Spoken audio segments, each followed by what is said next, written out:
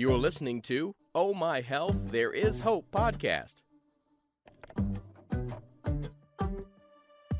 When your heart is aching and your world is shaking, don't give up. No, don't give up. Hello and welcome to Oh My Health, There Is Hope, the podcast. I'm your host, Jana Short, and today we're here with a really unique and special guest, Mads Friis. Mads is a founder of The Growth Island, a podcast on health, performance, business, and life's bigger mysteries, covering more than 70 episodes with global experts. One of his biggest passions is building health-related impact ventures and during the past years, he has also co-built 3 successful startups with KRING. Am I saying that right, KRING? Yeah, that's perfect. Fine.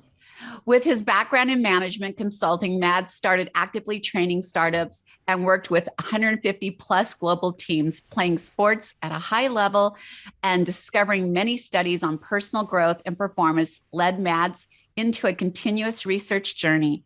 He found that many resources focus 80% on the problems and 20% on the solution. Now he's on a mission to flip the statistics around to help more people. I love it. And you're absolutely right. We do, because when it's a problem, our focus goes right to the problem, right? It does. Thank you so much for being on the show today. Thank you for having me on, Jana.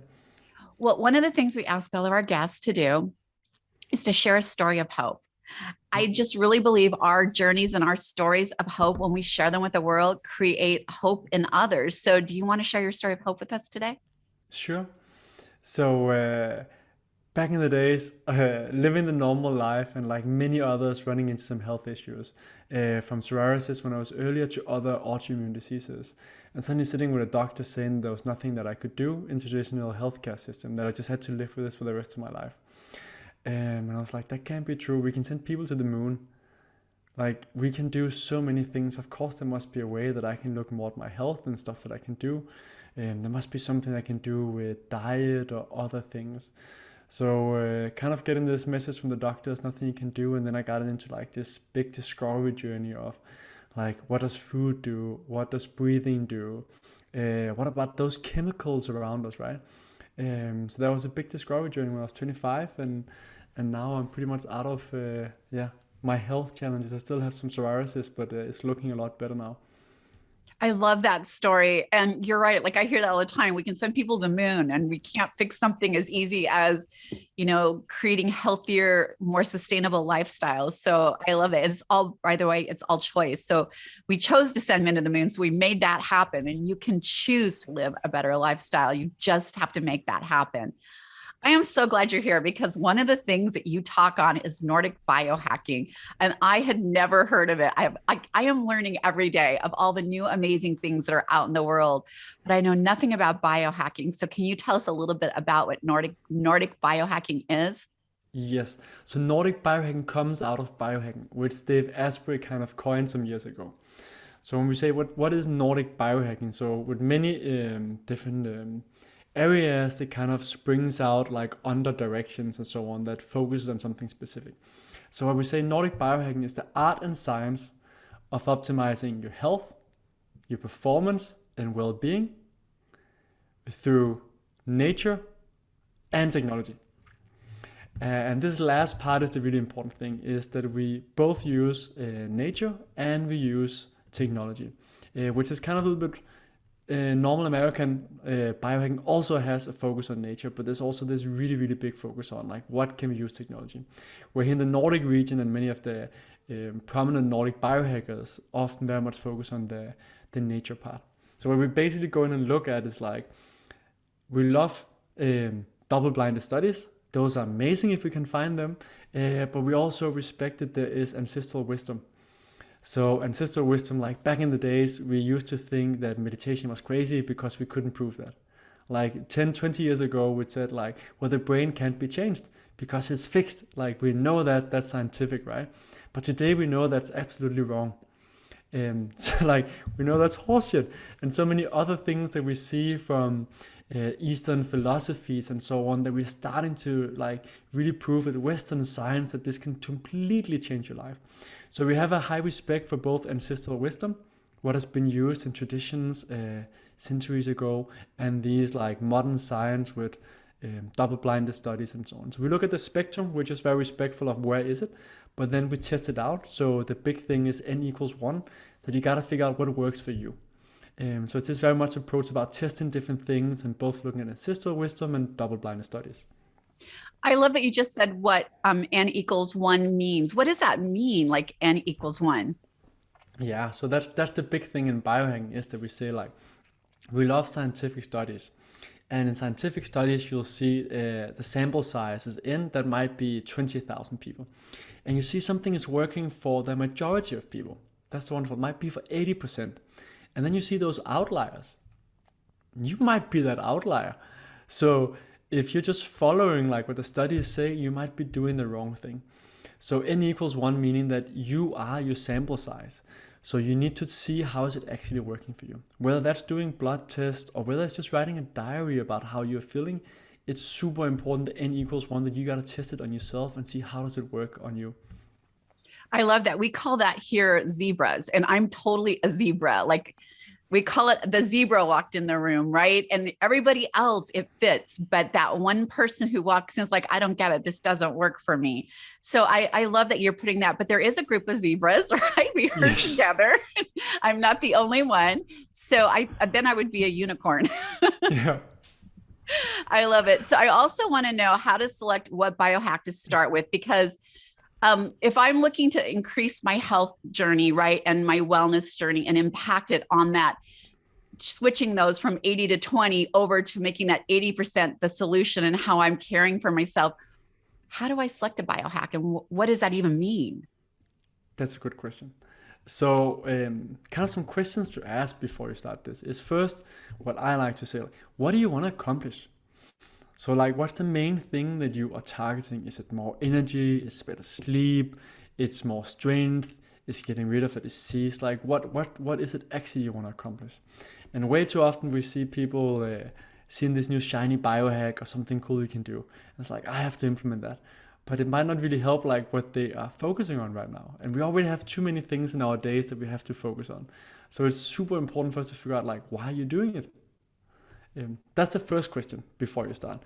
Then you look at, does it solve or provide data on something that I'm trying to address? So with biohacking, again, we have a big focus on data and figuring out like what works best for us. So can we get some kind of data that shows like this is moving us in the right direction? For example, nutrition. So if we have a blood test, we can see our B12 is now higher. If we're having much of a vegan diet and so on, like that's a good way to actually see it works with the supplement or not. So we get that kind of data because we can't always feel everything. So sometimes those data are helpful. Then we look at, is there science that backs the claims of it? So before choosing a biohack, is there any kind of science, or is there some good biological reason why this should work? Because we know studies are super expensive to do, and there's a ton of stuff you can do that helps that we don't have like these big studies on. So is there any kind of logic behind how the body works? Or is this one of this ancestral wisdom that we can't explain, but it's just been done for centuries? Like many cultures used to eat protein and fats before carbs. We now know that your blood sugar increases less if you do that, right? It's just, but we didn't think about it. But that's just been done for generations. So there's so many of these things that like, is this like an old tradition? Then you might want to try it as well. I love that. And I love that you're talking about science and the studies behind it. And where are you located? In Denmark. So it's different here in the US. Like literally some guy can go in his garage with 12 people and do a beer study. And they can publish that, and it's not legit. But I love that if you're looking for blind studies that are done by reputable organizations, it's so much easier. But in the US, I'm telling you, there are so many studies on you can find a study that'll say smoking is good for your health. I promise you. It will, in some weird group of people, they'll find that smoking has enhanced their health, and they'll run that study, and you'll find that study and say, look, it does, it helps your health.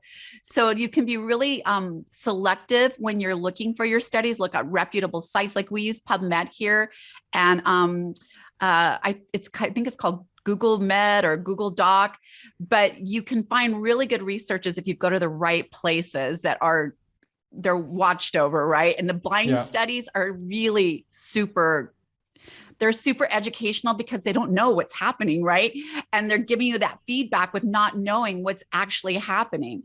So I love that you're doing all of that and mixing that science with everything else. So what are some of your top biohacks? Yes, I love to so a few more questions just to ask before, which I think are super important is, does it save me time? Or am I just gonna add a lot more time to my life? Is it gonna provide me joy or pleasure? And I think this is one of the key things that people misunderstand in this biohacking space, is they fill up so many things they have to do in their time, and they're not having enough time actually enjoying life. And that's, I think I always take the time to stress it out, because too many people fill up their life being stressed, which is a negative influence on your health. Like, we need to make sure that we design our life so we're having fun and we're really enjoying it. So I think it's important to stress that as well, that you actually look at that. I think you're absolutely right. As you get older, you start filling up your time with things that give you joy because you realize how precious that time is. But I wish that everybody understood what a gift their time is, and that they should fill it with joy. And so, yeah, but again, as you get older, you get that. I just don't want you to wait that long. No, So you were going no, to tell me some of your top biohacks. yeah. So sleep is extremely important. So they're kind of the boring ones, but they're the basics that are super important. Make sure to have proper black curtains, so you actually get really deep sleep. We know that actually has an effect. There's some studies done where you could see that the skin actually observe if you are having light on. Then you can go into the discussion about one of the lights, about that a little bit of light was actually having an effect, and it was actually light underneath the knee. Bottom line is, we see that light have an impact on our sleep when we're doing different studies. Something else that's super simple is actually having a cold room. So we know between 18 and 22 degrees, having that temperature in your room will also give you better sleep. We know that a proper sleep schedule, circadian rhythm following that, is really important. We know that limiting the blue light exposure in the evening. So that can, for example, be wearing blue blockers. For me, blue blocking glasses doesn't make the big difference, at least not that I can feel. Many others, when I talk to them, it changes their life. So they are more of a zebra. That is one of the things that helps a lot of people. For me, I don't see the big difference, so I don't really wear them that often. But again, it's a simple thing to actually implement. Magnesium, an air purifier, having proper air in your house. That's one of the tech things that you can actually do. Another simple thing, and please stop me, Jana, if I'm going too fast, but I like to give concrete things, is sun exposure in the morning. We know if you get up and you see, even if it's cloudy, as it often is here in Denmark, if you see sun in the morning, you will have a higher melatonin production in the evening, meaning that you'll get better sleep. It's like very simple stuff, many of them, and many of them are free, and many of them are natural things. By the way, I just want to touch on sleep, because one of my daughters is a doctor of natural medicine, and her whole zone is sleep. She's been a sleep expert for 20 years. And I never knew that when we're sleeping, like if you have a surgery, what's the first thing you do? You sleep, sleep, sleep, sleep. You get the flu, your body says sleep, right? You lay down, you're tired, you sleep. Our bodies are healing when we're sleeping. They are growing, they're healing, they're regenerating. And if we're not going into those phases of sleep, every phase of your sleep is taking care of a different part of your body. And so if you're missing a very specific part, you're neglecting that regenerative segment of your sleep. So sleep is so important, and doing those things that you just suggested are amazing for helping you get a better night's sleep. The one thing I think you forget was, we're really bad here in the US, but turning off all your electronics at least an hour before you go to bed. Yeah. And I'm the worst because I have my TV on when I fall asleep. It shuts off like after it's not been paid attention to for an hour, but I still go to sleep with it on, and that is bad. It is. That goes to the blue light, which actually has such a big impact on us, right? You can use those blue blocking glasses to kind of avoid some of it, but ideally just want to turn it down. And something as simple, again, that's not tech, is write a gratitude journal. So write 3 things you're grateful for before going to bed. It's going to lower your stress. It's going to rewire your brain to see more of the positive. I think so too. Yeah, those are one. So in the Nordic Biohacking, we really like to stress the free stuff and the natural stuff, because it's so impactful. That's not the same that we don't love technology.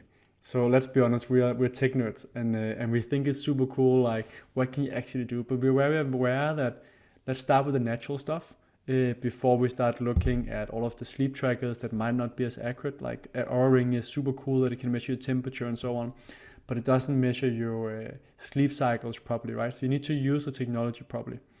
Another thing that would be amazing is like a hyperbaric oxygen chamber, but those are super expensive. But it's also part of like the biohacks that you can do. And like if I had in this amount of money, it would probably be one of the things that I would get for my home, because we're starting to see amazing studies where we can actually increase telomeres. And telomeres are one of the signs of aging, and it's been very hard to actually do something where we could extend them, like lifestyle measurements, we could extend them 1 to 3%.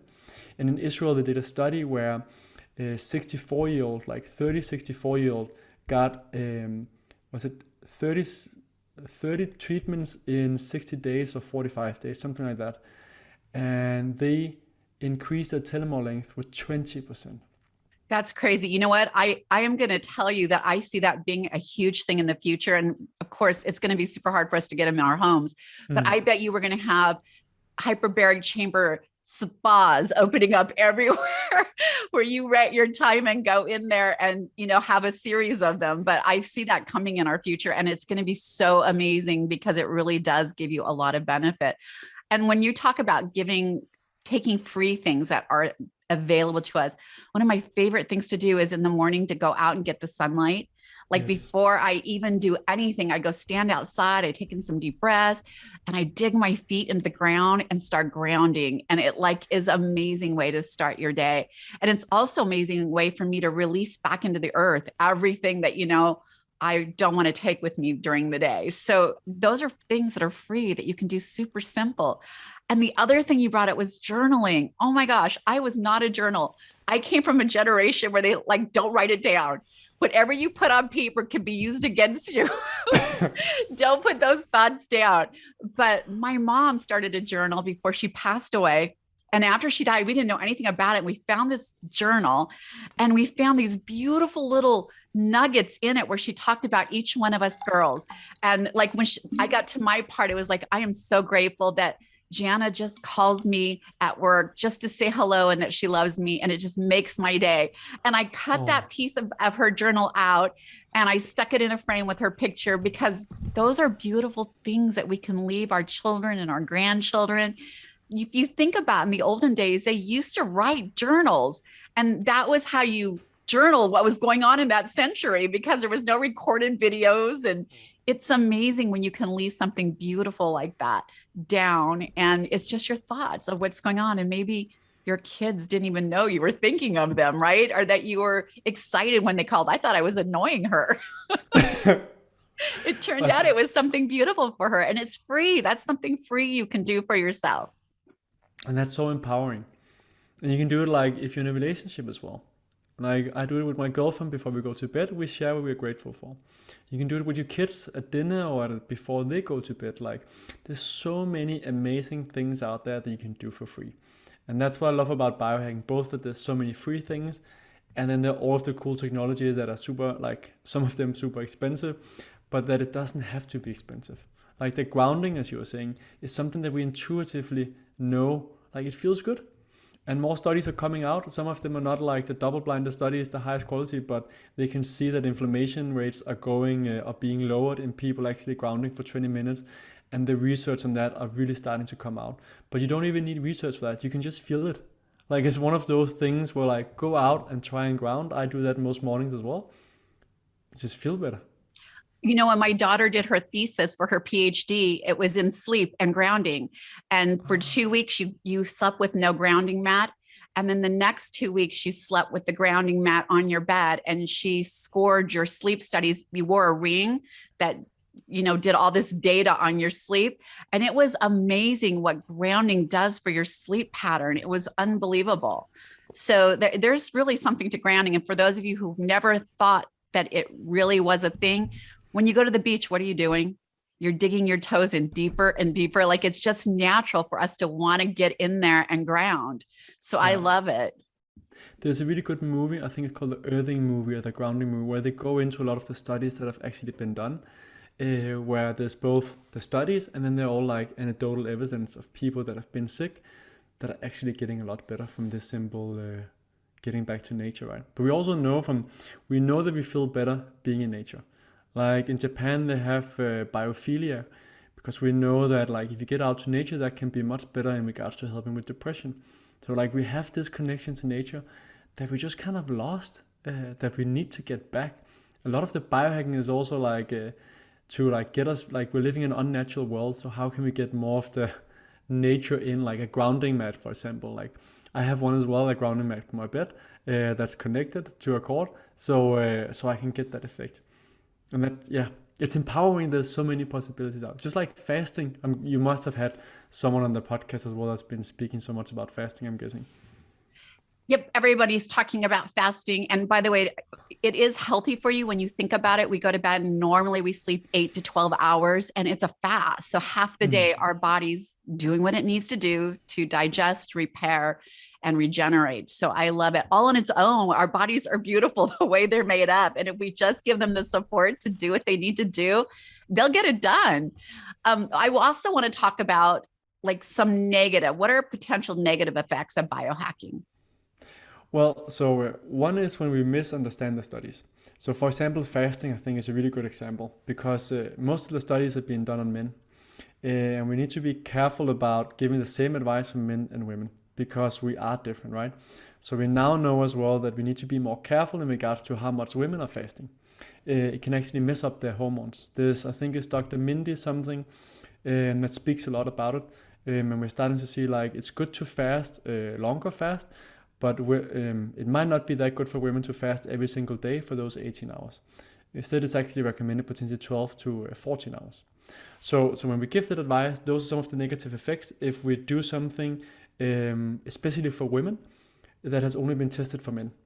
And I think that's in general in health, and you must know that so well, like it's a disgrace that we had from 1970 something to 1993 in the US, where most women were excluded from most of the health research, right? Like it's so crazy when you think about it. When you start to learn about it, like that can't be true. But so we need to be very careful about what we advise, and we need to be especially careful that women really test how are they feeling. Luckily, women are often more in tune with their bodies and can feel how they're actually feeling.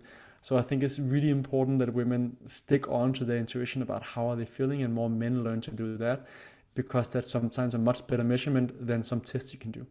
So that's important to stress out. I agree. And that's another thing that's free to you. Your intuition is free. It's a free, beautiful gift that your body is giving you.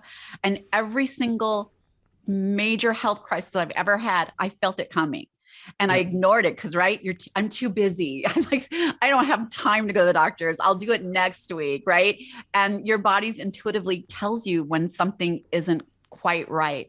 And I do think women are a little bit more intuitive. I think everyone's intuitive, by the way. I just think maybe women listen to it more. And guys just don't want to be, that's just crazy. So I'm not going to even go there. But I'm telling you, if you listen to your body, what it's telling you, nobody knows your body better than you. You've been living with it since the day it came here.